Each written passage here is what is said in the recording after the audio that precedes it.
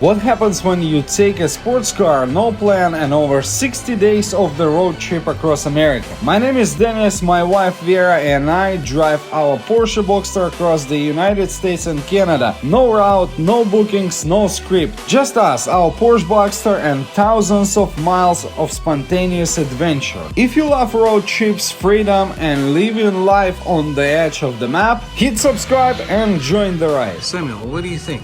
You gotta stay warm, you burn the place down.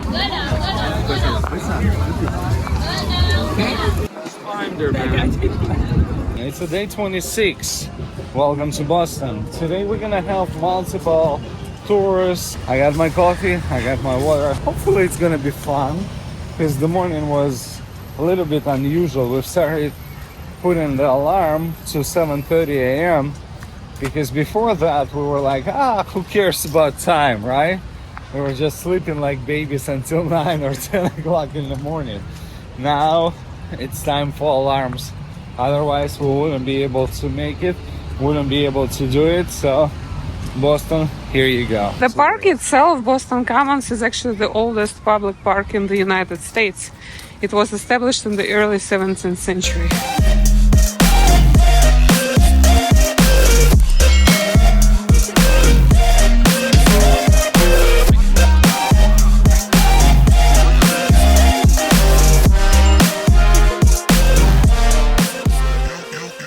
Marquis de Lafayette was in his victory lap to the country, some 40 plus years after the War of the Sun, George Washington Lafayette.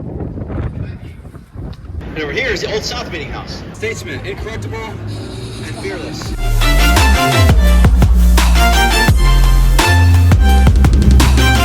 We just did it, and that's the proof we did it. Graveyard tour. The guy was speaking too fast. Most of the people could not understand him because obviously he was speaking too fast.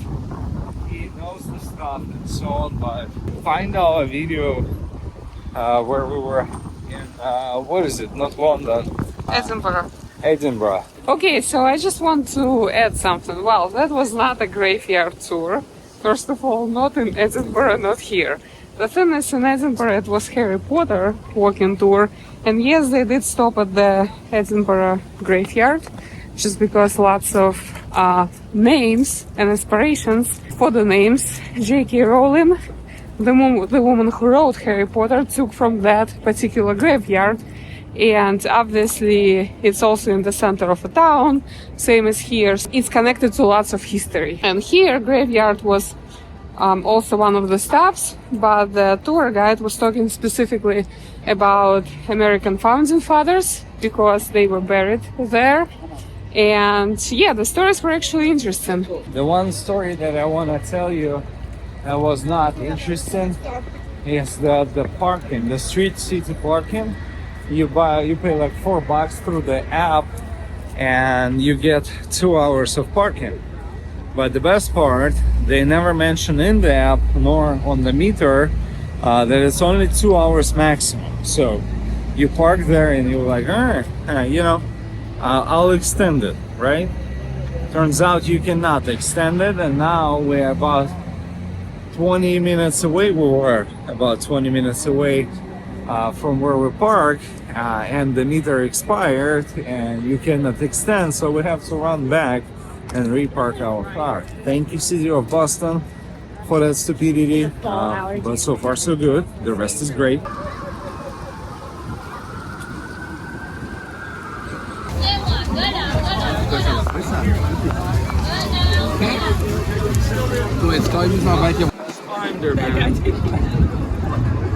One more thing that I would like to add.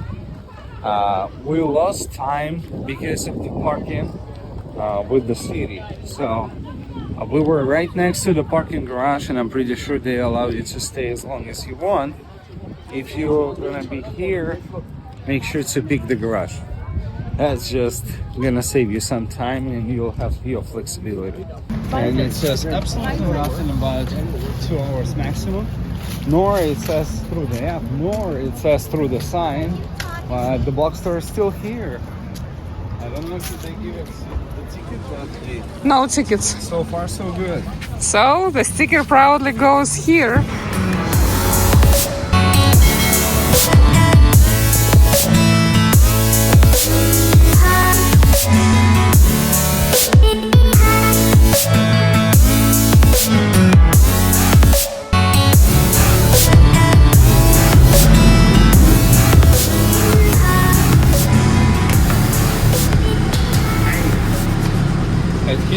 study.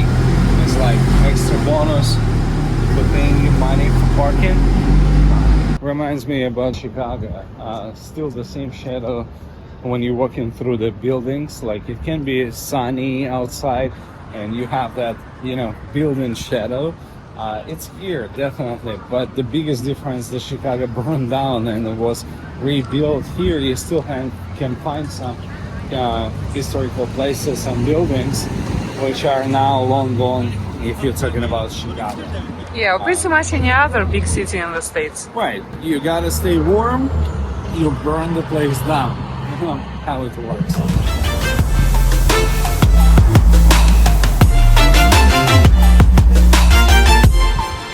now I gotta say goodbye.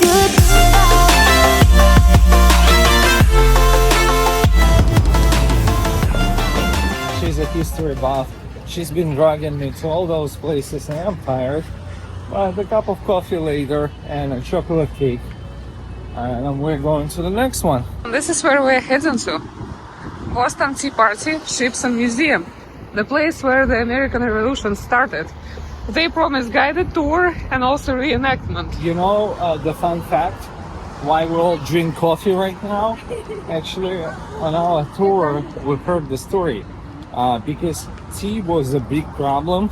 It was kind of, you know, if you're drinking tea, you're against the American colonists. The American colonists. So that's why we drink coffee nowadays. And that's why coffee was actually becoming more and more popular in the US. Because tea was very highly taxed. And actually, Boston Tea Party was the first known step in the American Revolution. This is where it all started. And so, long story short, and we got some coffee.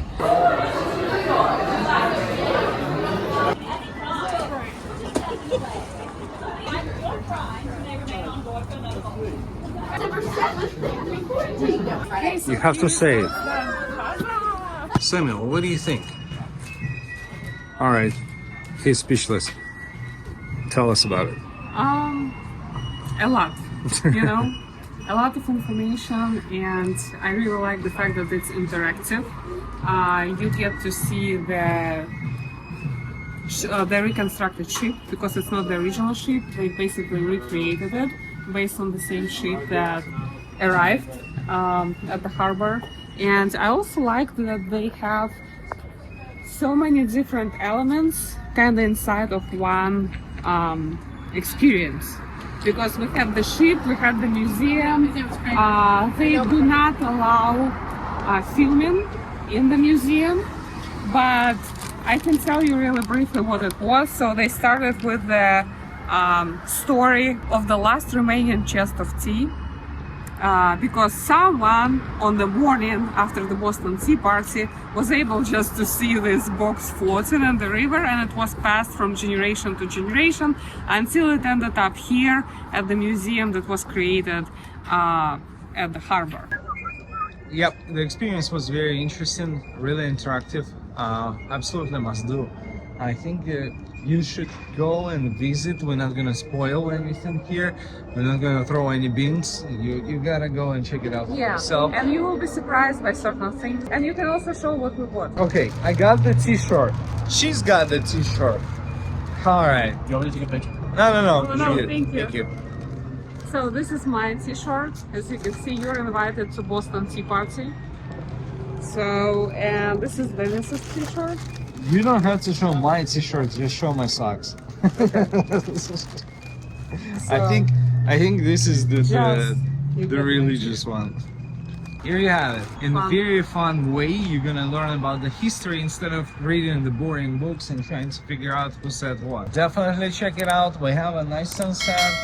We'll probably find something to do. I just wanted to kind of sum it up and let you know that the proper time to spend in Boston is about a week. You know, for some real history buffs, Dennis says it's me, but I know real history buffs. It's definitely even more than that because there are so many sites that you can visit. And you know, it's also known as the most European city of the United States. And as someone who, you know, was born in Europe and have visited Europe multiple times, we can actually attest to that. This is the most European city in the United States. So when you walk the streets, you walk through history, and there's a lot to learn, even if you know a lot already. I think you'll enjoy it. Definitely do it. Absolutely must do. Check it out. Any ideas what we're gonna do next? Yes, we'll definitely should take a walk at the Beacon Hill neighborhood, and then we'll probably find a nice place to eat, right? And to finish up our experience, and then we'll be back here tomorrow. Just again, guys, 2 days are not enough, but we're really doing our best to show you everything we can. If there's place in the States for history buffs, that's definitely gonna be Boston. But that's not it. Tomorrow we're gonna come back and explore more. If you wanna see it, make sure to stick around, hit that subscribe button, ring the bell. We'll see you in the next one.